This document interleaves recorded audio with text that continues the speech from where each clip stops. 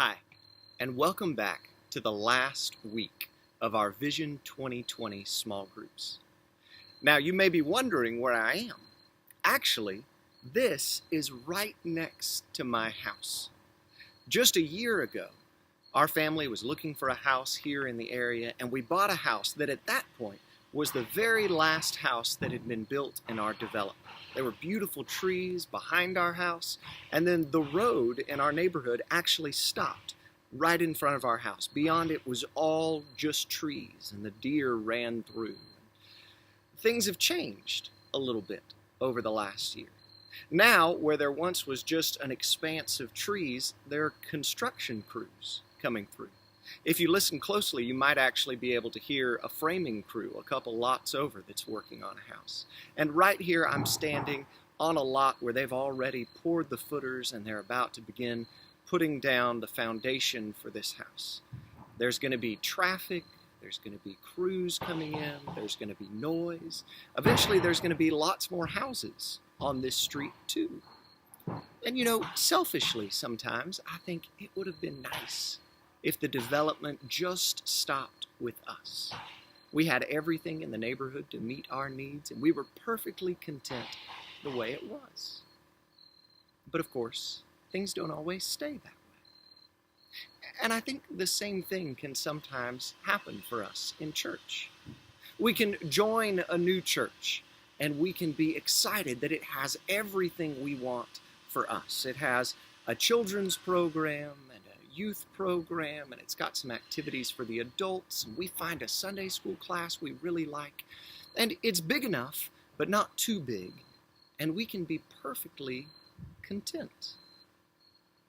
But sometimes we forget that there are still lost and lonely and hurting people out there. There are people who don't know Jesus.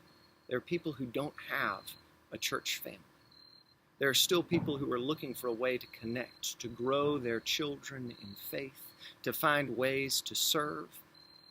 And so we recognize that even when it's not easy, we need to make sure that we are on mission with God, seeking out the lost, the lonely, and the hurting, helping people put down roots in a church, helping people come to know Jesus for the very first time. And there's a blessing for us in that too. When I talked about my neighborhood being expanded, I focused on some of the negatives, but there's a lot of positives as well. These people who one day move in and live in a house that's going to be built here may very well be people that God is going to use to bless my life. They may have kids the same age as my kids. They may be close friends. We never know what it is that God might do through the people who move in next door to us, or through the people that he draws to be part of our fellowship here at Woodland Baptist Church. So I want you to spend some time thinking about these things and talking about them in your small group tonight. What is it that sometimes stands in the way of us reaching out to people the way that God calls us to? Who are the people that we really are reaching well as a church? And who are the people who we aren't reaching? The people who maybe aren't represented in our pews on Sunday morning.